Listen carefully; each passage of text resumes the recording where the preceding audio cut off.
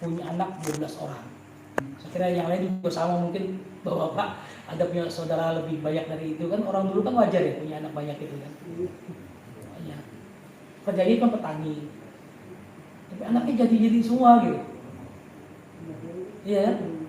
Kalau kita pikir kehidupan petani yang tidak seberapa, tapi hidupnya berkah. Dari pagi berangkat ke sawah, duhur pulang dulu ke rumah sholat duhur itu kan, ibu sholat, berangkat lagi habis duhur, asar pulang lagi, ya kan, sore sebentar nengok sawah, pulang lagi. Tapi hasilnya kan masih segitu aja, tidak banyak uang yang mereka dapatkan.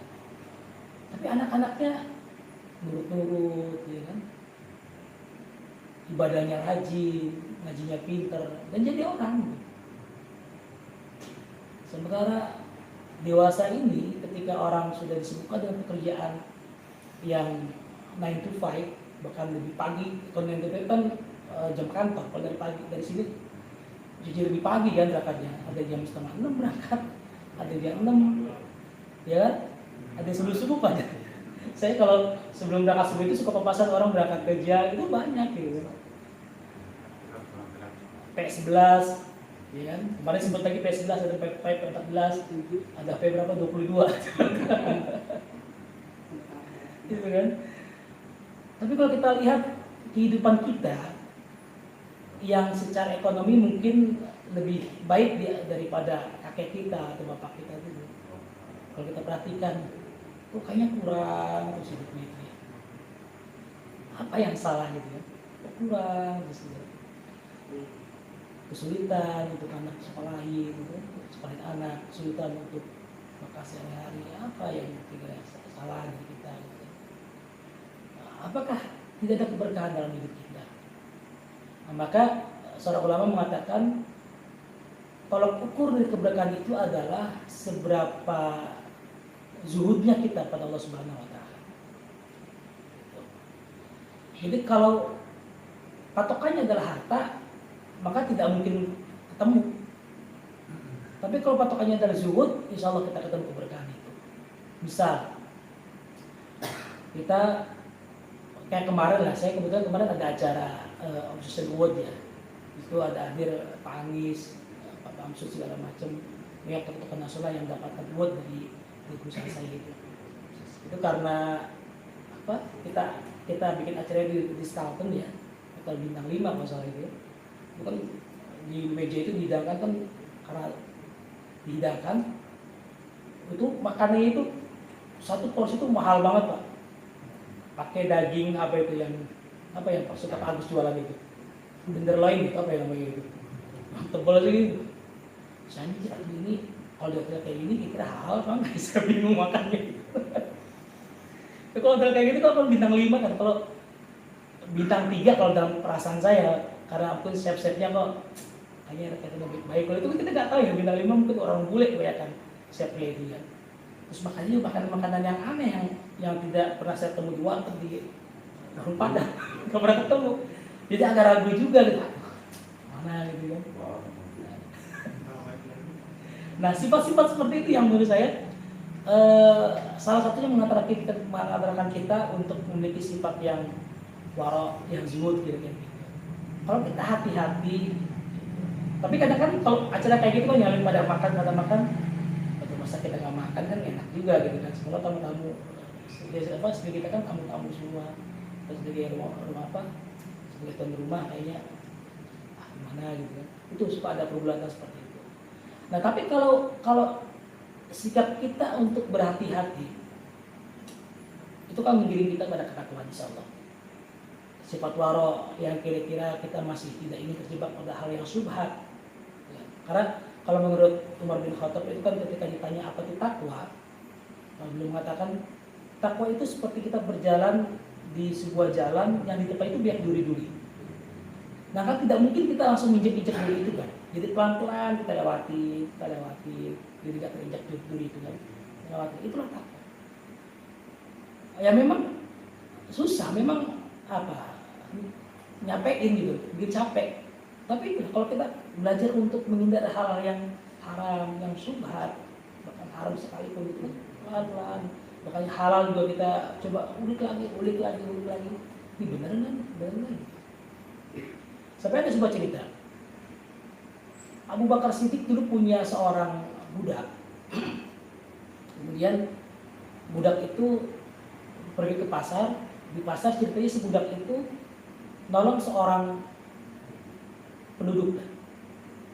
Tolong, kemudian si budak itu kasih makanan sama seorang itu. Pulang ke rumah Abu Bakar, kemudian dia bilang ke Abu Bakar, majikanku saya tadi begini, menolong orang, bisa kasih makanan. Silakan saya bagi buat Anda. Dimakanlah sama Abu Bakar. Ketika pas suap, Abu Bakar lihat, ini makanan dari siapa? Ditanya, ini makanan dari siapa? Dari si A. Nah si A ini lebih orang terkenal. Dia itu tukang apa ya? Dukun lah kira-kira.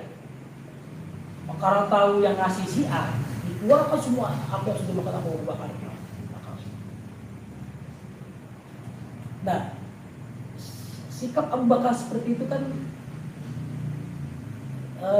aneh kalau menurut orang yang tidak paham kenapa Abu Bakar makan seperti itu.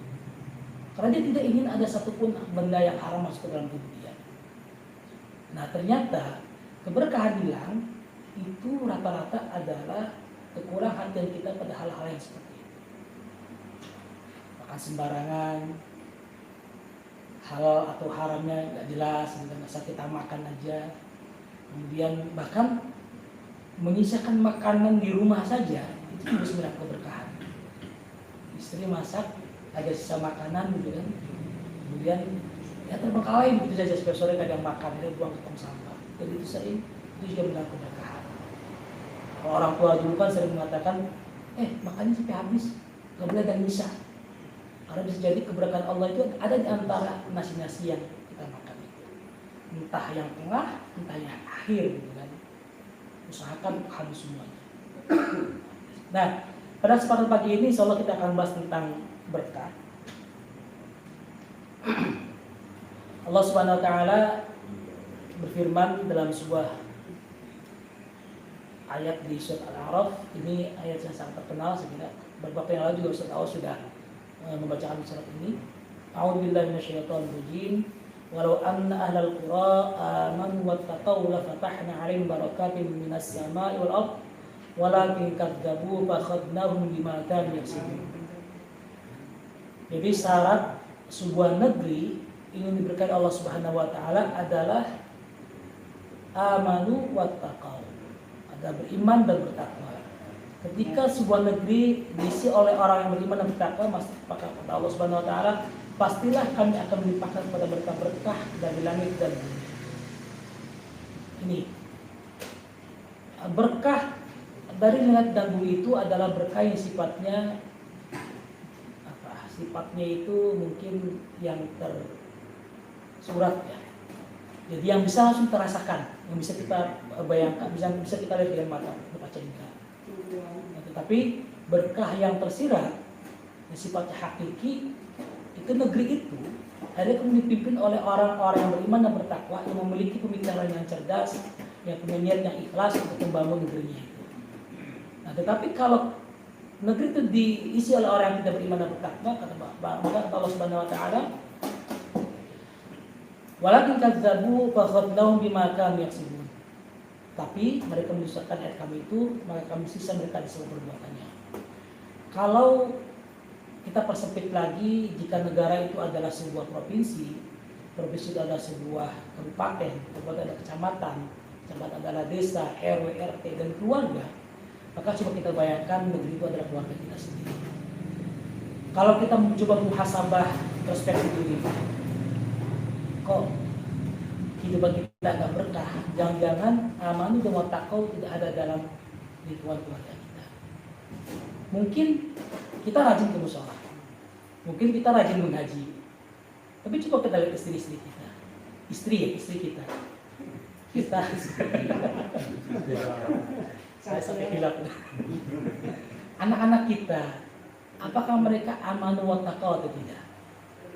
Nah gitu. Karena sesungguhnya kalau tugas suami itu apa sih Pak? Kira-kira tugas suami itu? Tugas suami itu cuma satu sebenarnya. Allah kan berfirman, kita diminta anfusakum wa ahlikum nar. Menjaga diri kita dan keluarga kita dari api neraka. Itu aja tugas suami sebenarnya sih. Nah, cuma kira-kira itu kan tugas garis besarnya kan itu kan. Tapi perkaraannya kan banyak. Biar kita masuk neraka itu apa sih harus kita lakukan? Mendidik anak-anak kita, ya, memberikan nafkah pada mereka biar mereka enggak cari di luar kan dengan hal yang tidak baik, memberikan bekal pendidikan buat anak-anak kita juga di luar. Dan ingat bahwa pendidikan untuk anak kita itu bukan di sekolah kalau menurut saya. Karena 80% itu pendidikan harusnya ada di rumah, 20% itu cuma di sekolah. Jadi kalau ada orang ngeluh, wah ini gimana sih lembaga sekolah gini-gini, kan? Karena mereka percaya pada sekolah, tapi di rumah diabaikan begitu saja. Maka menurut saya pendidikan yang 80% itu harus ada di rumah. Kita yang jadi teladan, kita yang jadi guru sebenarnya untuk anak-anak kita. Nah, terkait hal ini, kalau kita sudah menjaga fungsi kita sebagai seorang kepala rumah tangga yang baik, memperhatikan istri dan anak kita, apakah mereka benar-benar aman wa taqwa kepada Allah atau tidak, maka insya Allah kita akan melihat bahwa oh ya, keberkahan itu sudah ada di tengah-tengah kita.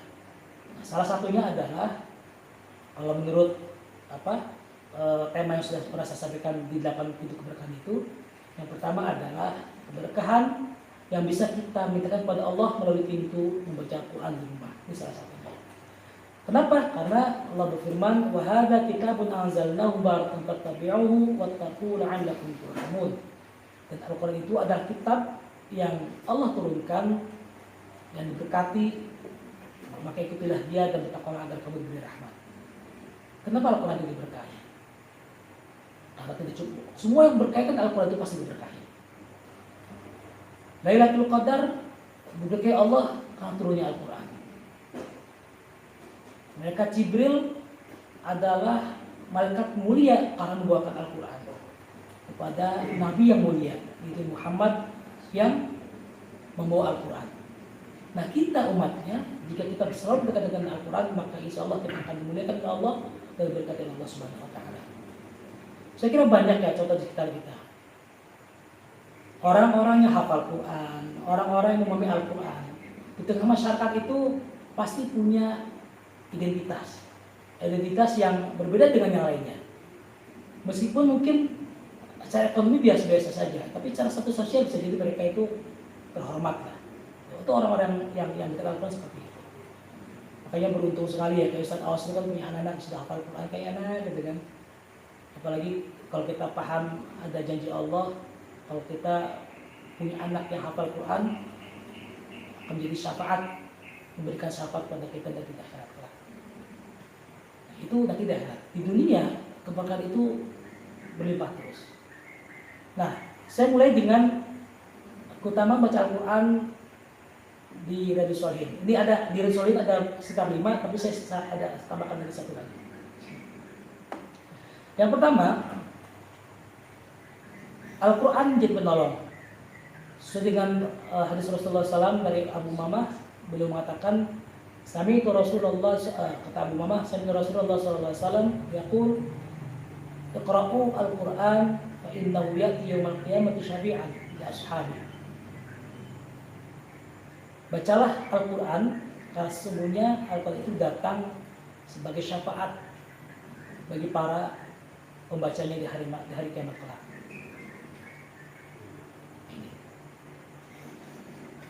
Sahabat Al-Quran itu dimulai dari yang membaca Al-Quran.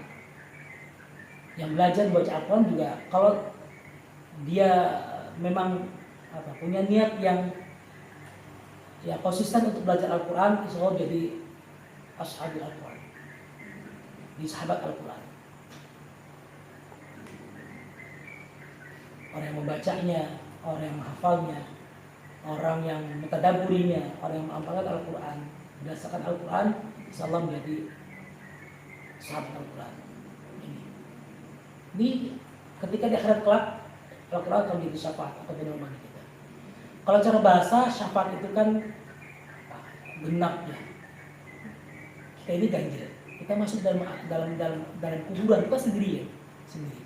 Ketika akan menjadi syafaat, menjadi penggenap, jadi teman kita dari kuburan nanti itu. Jadi selain dikatakan barang siapa yang membaca surat Al-Mulk setiap malam, maka dia akan jadi teman terbaik di alam kuburnya. Itu baru surat Al-Mulk. Itu surat-surat yang lain yang mempunyai keistimewaan yang luar biasa. Yang kedua adalah orang yang baca Al-Quran akan memiliki posisi yang terbaik. Dari Utsman bin Affan, Rasul mengatakan, khairukum man ta'allama al-Qur'an wa 'allamahu. Sebaik-baik dari kalian adalah yang mempelajari Al-Quran dan mengajarkannya. Orang yang terbaik menurut Rasulullah adalah orang yang selalu belajar tentang Al-Quran dan orang yang mengajarkannya. Nah, ini kalau kita lihat anak-anak kita, alhamdulillah pada kita sudah ada TPA ya. Ini sudah boleh berjalan lagi. Sementara data dari Kementerian Agama yang butuh huruf Al-Quran itu di Indonesia, saya heran juga. Tahun 2014 itu data yang buta huruf Al-Quran itu ada sekitar 54%. Tapi belakangan kok datanya itu makin naik malah. Jadi 65% data yang buta huruf Al-Quran itu. Saya juga agak bingung, padahal kan seperti kok makin menjamur rumah-rumah tahfidz ya. Pesantren Al-Quran kan makin banyak. Kemudian TPA kan makin dekat. Di tiap RT ada mungkin TPA itu. Sekarang musola-musola juga banyak. Tapi buta huruf Al-Quran tuh makin naik. Apa datanya mungkin belum update atau apa, tapi saya lihat kemarin di online itu datanya justru naik dari tahun 2014 ini. 54% jadi 55%. Apa mungkin datanya itu juga termasuk orang yang tidak cuma membaca tapi juga belajar lebih dalam lagi, saya nggak tahu. Tapi jelas dari itu mengatakan buta huruf Al-Quran itu ada 65%. Bisa jadi itu juga mungkin di antara kita ada yang seperti itu. Nah, ulama mengatakan mengajarkan Al-Quran yang baik dan benar, yang tartil, itu hukumnya wajib kifayah. Nah, kalau dalam sebuah kompleks, sebuah komunitas, banyak orang yang ada orang tidak bisa baca Al-Quran, tapi tidak ada yang mengajarkan cara tartil, satupun maka hukumnya berdosa. Kan di sini, saya jadi beban juga. Tapi untuknya ada Ustaz Haris nih yang ngajarin ini kan. Ustaz Haris udah mulai ngajarin. Nah, kalau kita baca Al-Quran itu paling harus tartil ya, harus tartil. Tidak boleh terburu-buru, harus tartil itu apa sih tartil itu ya? Oh ya, tartil itu kalau kata Ibnu Abi Thalib itu kan tajwidul huruf ma'rifatul wuquf. Jadi sesuai dengan huruf itu mentajwidkan huruf dan mengetahui di mana letak berhenti ketika baca Al-Quran itu. Nah, itu kita sudah sampai level itu atau belum? Maksudnya yang memahami betul cara pelan-pelan kita baca itu, kita bisa menyelami. Minimal gini, kalau kita tidak paham artinya, mungkin getaran-getaran itu kan biasa kan ada ya. Kan kadang kita kalau jadi makmum dengar suara imam yang sebenarnya mungkin imamnya tidak pengen tidak pakai nada yang bikin nangis, tapi kita kok merasa ada getaran yang entah damai, entah bikin nangis, kan ada seperti itu kan. Karena kalau kita sudah dekat dengan Al-Quran, biasanya getaran-getaran itu akan nyampe ke kita, feedbacknya itu akan terasa biasanya. Nah ini bisa kita resapi itu, bisa kita rasakan itu hanya kalau kita intens belajar tentang Al-Quran, membaca terus baca Al-Quran. Yang ketiga, manfaat dari baca Al-Quran itu adalah dibersami malaikat. Dari Aisyah radhiyallahu an Aisyah radhiyallahu anha qalat qala Rasulullah sallallahu alaihi wasallam alladhi yaqra'ul Qur'ana wa mahdun bihi ma'as sabatil kiram al-bararah. Aisyah berkata, Rasul bersabda, orang yang membaca Al-Quran dan ia mahir membacanya, maka kelak ia akan bersama para malaikat yang mulia lagi taat kepada Allah. Ini dilanjutkan dengan hadis berikutnya, walladzi yaqra'ul Qur'ana wa yatata'attahu fihi wa huwa 'alaihi syaqun lahu ajran. Dan orang yang membaca Al-Quran tapi ia masih terbata-bata bacanya, maka ia akan mendapatkan 2 pahala. Jadi nggak rugi bapak-bapak ya. Orang yang sudah baca Al-Quran lancar, mahir, dia akan bersama malaikat. Dan orang yang terbata-bata baca Al-Qurannya, maka akan mendapatkan 2 pahala. Yang berikutnya, Al-Quran meningkatkan derajat orang yang membacanya. Dari Umar bin Khattab, Rasulullah SAW bersabda, Innallaha yarfa'u bihadzal kitab aqwaman wa yad'u bi akharin. Allah SWT mengangkat derajat suatu kaum dengan kitab ini, dan dengannya Allah pula akan merendahkan kaum yang lain. Ini yang tadi saya katakan di awal, bahwa orang yang selalu dekat Al-Quran maka Allah akan angkat derajatnya. Tapi orang yang jauh dari Al-Quran maka Allah akan hinakan derajatnya. Yang terakhir, man qara harfan min kitabillah, ini kata Rasulullah, barang siapa yang membacakan satu huruf aja dari Al-Quran, kata Allahu lahu bihi hasanah, maka Allah akan mencatatnya, membalasnya dengan kebaikan.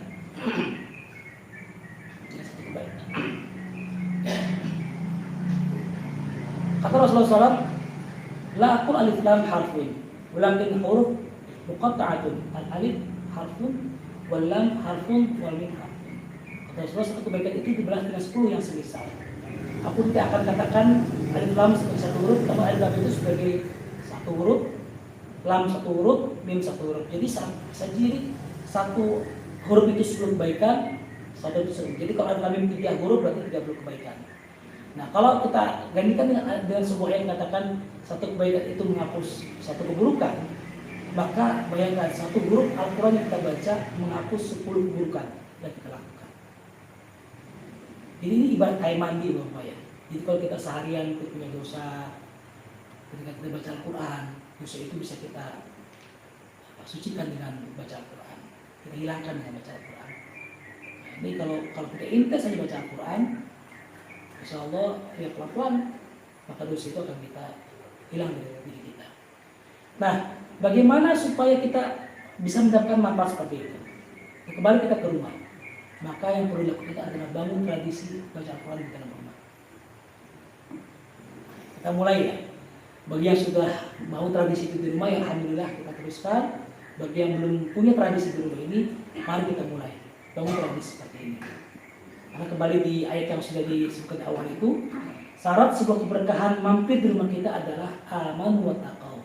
Dan Al-Quran adalah salah satu cara yang terbaik bagi kita untuk mempertebal keimanan kita dan meningkatkan tauhid kepada Allah Subhanahu wa taala. Yang pertama adalah hadis riwayat Muslim, telah menceritakan kepada kami Qutaibah bin Sa'id, telah menceritakan kepada kami Yaqub Abdurrahman Al-Quraib dari Suhail dari bapaknya dari Abu Hurairah, Rasulullah SAW mengatakan, janganlah kalian jadikan rumah-rumah kalian sebagai kuburan. Sesungguhnya syaitan itu akan lari dari rumah yang di dalamnya dibacaan surat Al-Baqarah. Nah, ini buat bapak yang rumah yang merasa kayak setannya sisi baca Al-Baqarah Pak. Kalau menurut tadi ini. Ini saya alhamdulillah belakangan ini kan kalau setiap habis subuh dari sini suka keliling tuh Pak, keliling ke wilayah RT saya gitu kan, 16 perhatikan jam 5 kurang masih ada yang mati lampu, sudah ada yang baca Al-Quran juga ada beberapa gitu kan. Memang kelihatannya beda Pak, dari luarnya beda Pak. Lihat orang rumah yang ada yang baca Al-Quran dalam ini beda gitu kan. Pas kita lewat itu kan, saya perhatikan, agak beda ya rasanya itu. Nah ini kira-kira Rasulullah mengatakan jangan jadikan rumah kita seperti kuburan. Dan di sana dikatakan inna asgharul buyut alladzi laysa fi kitabullah. Rumah yang paling kecil adalah rumah yang di dalamnya tidak dibaca Al-Quran. Rumah yang paling kecil itu rumah yang paling sempit. Rumah yang bukan tipe 21, rumah besar sekalipun kalau tidak dibaca Al-Quran maka akan terasa sempit. Sempit kenapa? Bisa jadi rumah besar tapi banyak cekcok di dalamnya, kurang terus. Ada saja yang dikira benturan-benturan kehidupan itu terasa sempit Pak.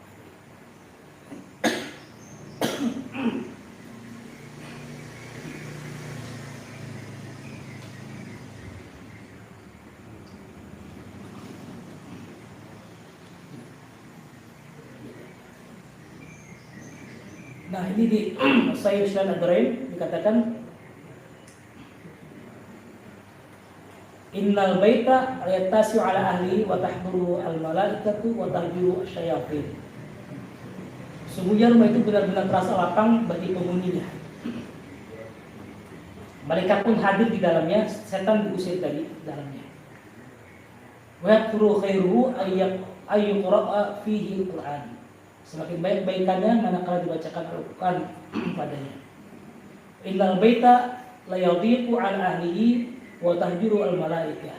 Dan sesungguhnya rumah itu benar-benar terasa sempit bagi penghuninya, malaikat menjauh darinya. Wa tahduru syayatin, dan setan hadir di dalamnya. Kenapa wa yakulu khairuhu alla yaqra'a fil Qur'an? Karena sedikit kebaikannya itu disebabkan oleh tidak adanya Al-Qur'an dibacakan di dalamnya. Kemudian bagaimana agar rumah kita itu tidak terasa sempit, bagaimana rumah kita itu tidak seperti kuburan? Maka kita harus bangun tradisi. Pertama, ajarkan baca Al-Quran. Sejak awal, kalau kita sudah punya fondasi ingin membangun keluarga robbani di rumah kita, pasti kita punya program ingin mengajarkan Al-Quran sendiri pada anak-anaknya. Itu pasti. Karena ketika si anak itu dipegang sendiri oleh orang tuanya untuk baca Al-Quran, selain ada merasa ada kepuasan sendiri, yang kedua juga ini, ada keutamaan dan ada ganjaran yang luar biasa. Dalam hadis yang diriwayatkan oleh Tabrani dari Anas dikatakan, barang siapa mengajarkan anaknya membaca Al-Quran, maka dosa-dosanya akan datang dan yang telah lalu akan diampuni. Dan barang siapa membaca Al-Quran pada anaknya sehingga menjadi hafid Al-Quran, maka pada hari kiamat ia akan dibantu dengan wajah yang bercahaya seperti cahaya bulan purnama. Dan dikatakan kepada anaknya, mulailah membaca Al-Quran. Ketika anaknya mau dibaca Al-Quran, baca satu ayat Al-Quran, maka ayahnya diberikan satu derajat. Diberikan terus derajat tingkat tambah bacaannya. Jadi kan kalau baca ini merinding loh, luar biasa ini kalau bacaan seperti ini. Ya ini pilihan buat bapak-bapak yang bisa mengajarkan Al-Quran. Tapi insya Allah bagi kita yang tidak terbiasa untuk mengajarkan Al-Quran, mungkin kita bisa, tapi kita tidak punya skill untuk mengajarkannya. Kan kadang berbeda Pak ya, berbeda kita. Ada orang yang paham tapi tidak bisa mengajarkan itu. Kan ada orang seperti itu. Gak apa-apa, itu masukkan aja ke TPA. Tapi di rumah, selain kita ngasih contoh anak-anak baca Al-Quran, kita juga suruh anak-anak kita, ayo nak baca Al-Quran, habis subuh, habis maghrib, minimal seperti itu gitu kan. Kita bangun tradisi seperti itu. Kalau dulu zaman saya kecil, Bang juga pasti ya, kita kan belajar ngaji itu kan sebelum maghrib sudah ada musola. Dari maghrib sampai isya itu kan musola penuh tuh orang-orang baca Quran kan. Kalau di kampung saya itu sistemnya kayak sorogan, jadi pakainya Pak Ustadznya satu orang, jadi kita gantian gitu kan. Telaten Pak Ustadz itu kan, ngajarin puluhan anak-anak kecil itu. Kadang isanya agak mundur karena harus menyelesaikan dulu baca Al-Qurannya itu. Tapi bagi bapak-bapak yang bisa mengajar Al-Quran di rumah, ajari Pak di rumah Pak, ajari di rumah. Apalagi mohon maaf, kalau kita pernah survei gitu ya, di luar mungkin TPA-nya yang ngajar-ngajarkannya kok kayaknya juga kurang takil bacaannya, makhrij hurufnya juga kurang pas. Karena kan catatan urutan baca Al-Quran itu kan dari makhrij huruf dulu Pak ya. Sebelum kita naik ke mainin lagu, belajar langgam, belajar makom, itu belajar dulu tajwidnya. Itu tadi itu. Belajar tajwidnya. Belajar dulu dari makhrij hurufnya dulu. Kalau dulu di waktu saya pesantren itu di Cirebon karena gaya kempekan, itu penekannya itu betul di makhrij huruf. Jadi orang yang belajar Al-Quran makhrij hurufnya itu belum benar, itu belajar Al-Fatihah itu bisa setahun 2 tahun. Kalau belum itu ulang terus gitu kan. Dan memang nggak pakai langgam ya. Kalau kempekan itu aja mesti tahu ya karena namanya dekat-dekat situ kan. Bismillahirrahmanirrahim. Kan gayanya kan seperti itu Pak Haji. Nggak enak Pak, kalau denger itu nggak enak. Tapi ketukan ketika mat tobik itu harus diainkan cuma 2 ketukan. Di majaisnya itu harus berapa tentukan, gitu kan. Wajib jam kita harus 6, tentukan. Itu terasa betul di entakan-entakan itu. Berarti kalau per hurufnya diajarkan seperti babang balibab naminal mubi bibabam baliba, gitu kan. Itu untuk mengolah hurufnya kita ucapan seperti apa. Mungkin di pesantren lain nadanya beda lagi Pak Haji, ada lagi lain. Tapi itu yang diajarkan dari kecil itu. Jadi ketika kita mengucap itu jadi secara otomatis. Kayak ain, kalau kita terbiasa kesannya dipaksakan. Nasta'in gitu kan. Kalau sudah terbiasa mungkin dia akan lebih smooth bacanya itu. Dan itu memang nggak susah kalau sudah belajar agak dewasa bisa sih Pak. Cuman tenggorokan kita kan udah keisi banyak makanan ya, macam-macam udah. Mungkin orang tua udah agak bengkok kalau agak susah, tapi insya Allah kalau kita belajar itu bisa. Pas standar paling awal di belajar apa itu adalah makhraj hurufnya itu aja dulu. Nanti baru kita baca. Kalau kita tahu kan ada tajuk untuk tartu itu kan kita harus memenuhi beberapa hal. Ada hakul huruf, ada mustahak, ada makhraj hurufnya juga. Jadi sebelum kita belajar mustahakul huruf yang belajar panjang pendeknya, madnya, tasdidnya apa segala macam, makhraj hurufnya kita benarkan dulu. Ini yang menurut saya mungkin di TPA juga harus diajar gitu dulu Pak. Ya kalau dilihat di Iqra itu kan memang metode cepat Pak ya. Kalau kita dulu mungkin pegang ada namanya metode Al-Baghdadiyah mungkin dulu itu. Yang alif jabar A, alif kasroh I, alif dhamma U, A itu kan Baghdadiyah. Kalau sekarang itu kan langsung A, I, U, Ba, Bi, Bu gitu kan, Iqra. Ya kan? Bahkan dulu yang Baghdadiyah itu kan sebelum masuk alif jabar A, alif kasroh I itu pelafalan itu di ini dulu, digojlok dulu lah kira. Alif-alifan. Kenapa? Alif-alifan. Alif-alifan. Jadi kalau A itu bukan A, bukan itu, tapi A. Bukan A, H, bukan H, gitu kan. Olah terus kan. Dan sekarang itu cepat Pak, betul banyak cepat. Tapi kadang yang mengajarkan itu lalai dengan makhluk seperti itu. Maka maaf kemarin ketika Ustaz lihat ngomel-ngomel ya di tausiah di kami boarding MRTK itu kan, karena beliau itu merasa risih ketika imamnya membaca Al-Quran yang tidak sesuai dengan kaidah baca Al-Qurannya. Kalau lidah orang sini kan astagfirullahaladzim ya. Al-ajim pakai jim kan. Ada kayaknya. Sampai anak saya pernah protes. Saya ingat anak saya itu kelas 5 kalau saya SD itu kan. Karena pelafalnya itu biasa astagfirullahaladzim, maka ketika ditulis di papan tulis itu saya astagfirullahaladzim pakai jim dan pakai jim. Nah, saya protes.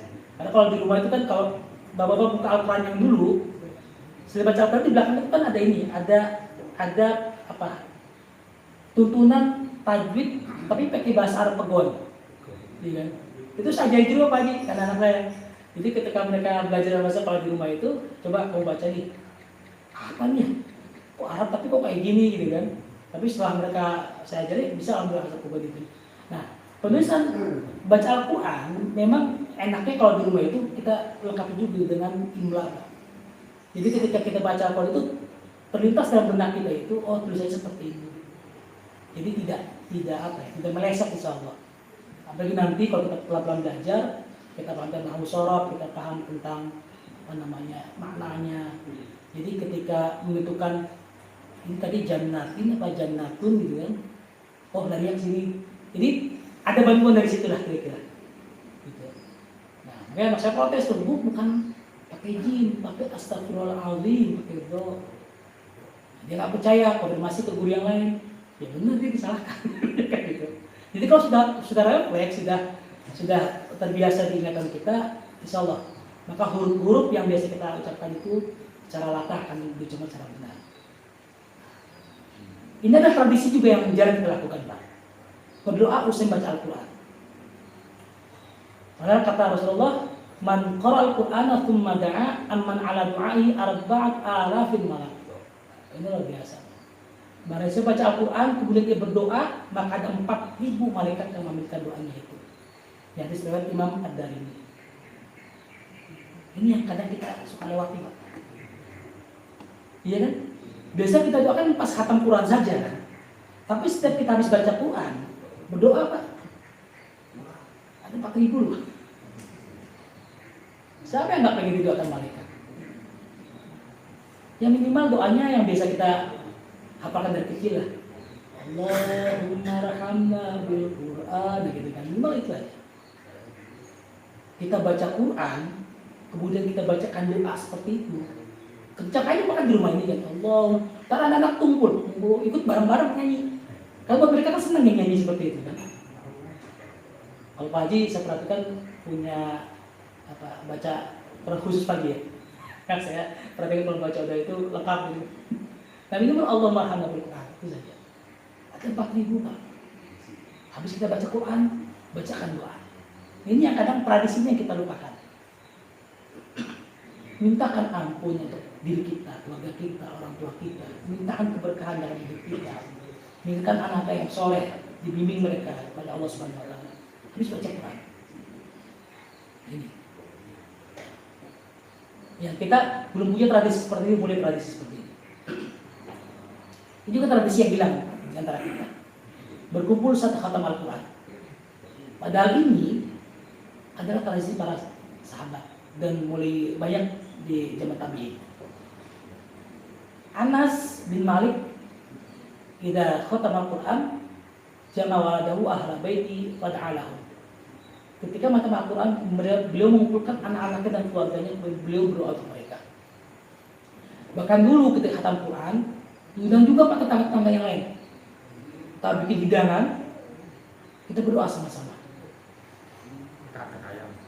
Bakar ayam. Kalau di kampung itu kan, saya ingat. Jadi kan kalau di kampung itu ada transisi ya. Ketika kita baca Al-Baghdadiyah kan bisa cepat 3 tahun baru selesai itu Pak. Mau naik Quran besar, bahasa Quran besar, itu kan memanggil orang sekampung gitu kan. Ada yang bikin tenda malah. Kayak sekarang itu kan alhamdulillah kalau TPA kan suka ada wisuda kira-kira seperti itu ya.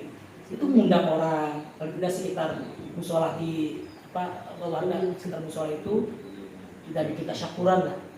Pas pengumuman ini si alhamdulillah sudah khatam Quran kecil namanya itu kan. Bahkan di sama kalau sekarang. Kita sudah selesai baca atau khatam Quran kecil, insya Allah mulai besok mulai Quran besar. Itu sebuah kebanggaan untuk orang tua kita. Dulu, sekarang kita bangga nggak dengan anak-anak kita yang sampai SD belum ada khatam Quran? Nah, coba, mulai peringatan. Nah ini tradisi yang mulai jarang berkumpul saat khatam Quran. Bahkan, lupa saya dicantumkan di sini. Ada di hasilnya katanya dikatakan ketika baca Quran ada 60.000 malaikat yang menyertai orang-orang berdoa ketika baca khatam Al-Quran ini. Lebih banyak lagi. Nah, makanya dikumpulkan keluarga, minimal istri, anak kumpul. Ayo kita baca ini khatam Al-Quran. Ada makanan, minimal makanan yang jarang kita temui, gitu kan? Apa gitu kan? Atau belum?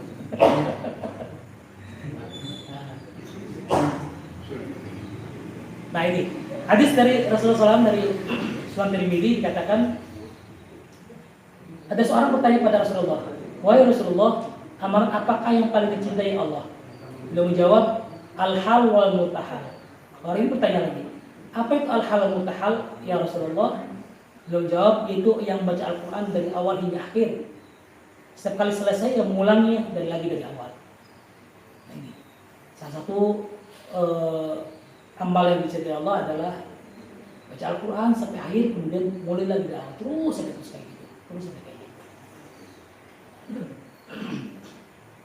Dan yang terakhir,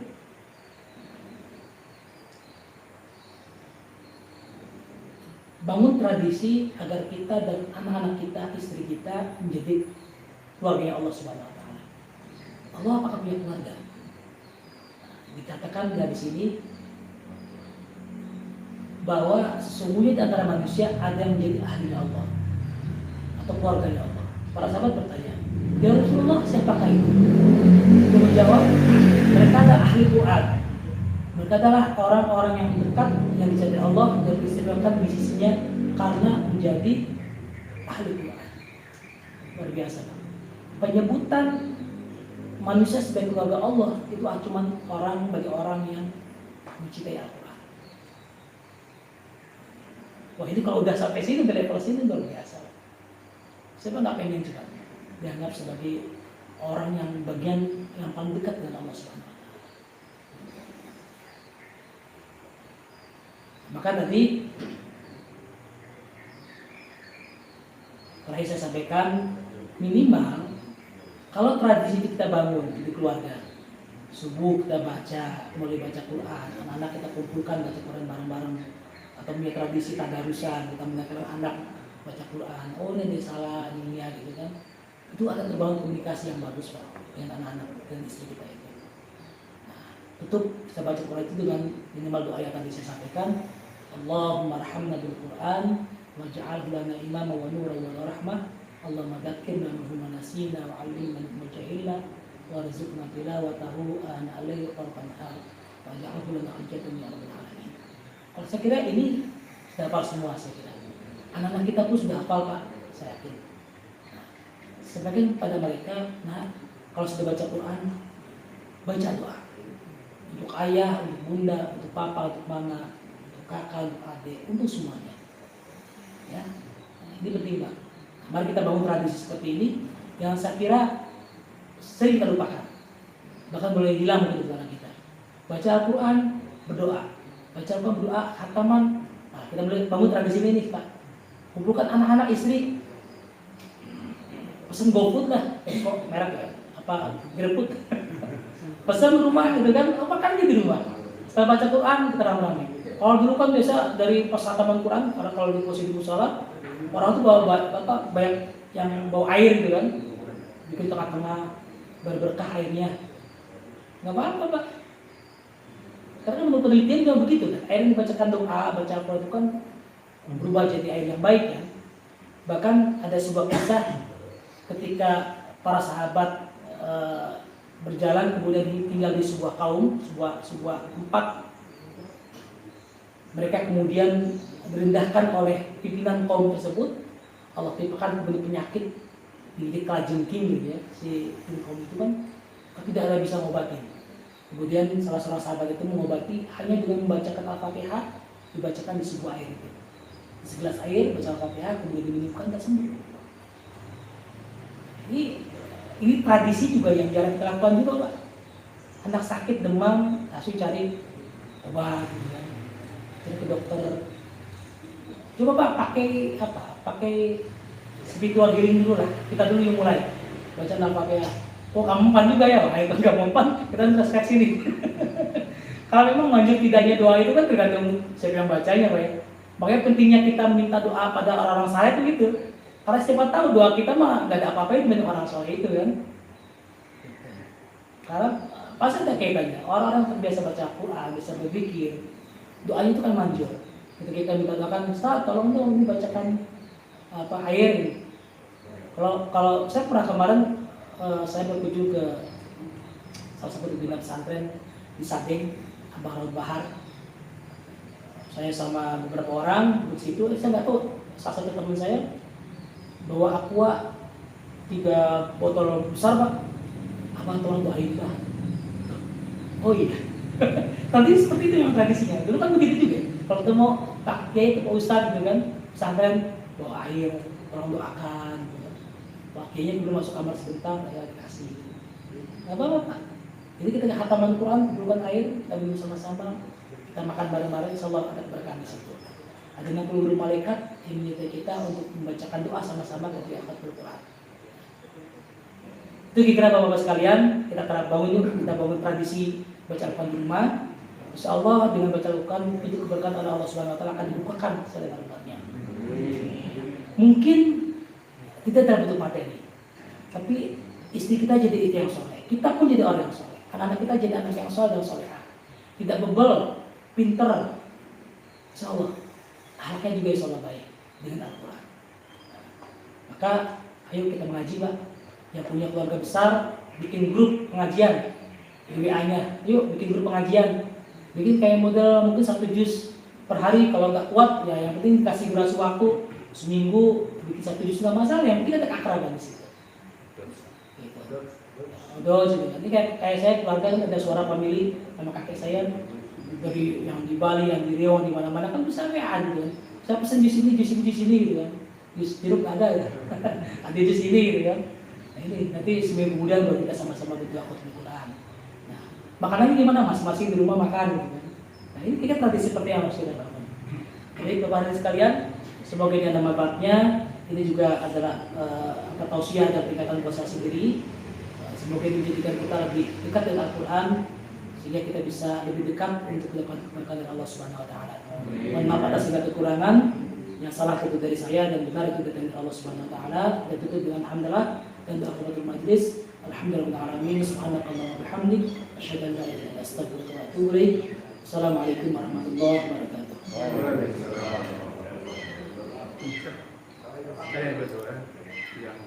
Oh ya, Bapak sekalian, mari kita bacakan satu Fatihah untuk mengisi konsumsi pagi ini Bapak Yusuf Sarkan ya. Semoga sedekah dari beliau menjadikan catatan amal segera Allah Subhanahu Wa Taala. Keluarganya dijadikan keluarga sakinah mawaddah rahmah, anak-anaknya yang saleh dan solehah, rezekinya berlimpah, dijaga dari segala mara bahaya dan penyakit.